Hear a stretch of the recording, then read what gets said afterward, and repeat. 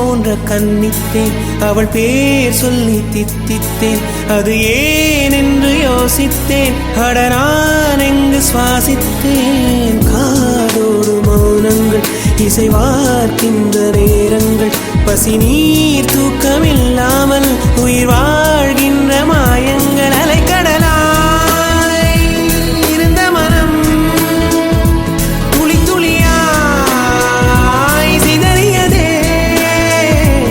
ஐம்புலனும் என் மனமும் எனக்கு எதிராய் செயல்படுதே விழி காண முடியாத மாற்றம் அதை மூடி மறைக்கின்ற தோற்றம் ஒரு மௌன புயல் வீசுதே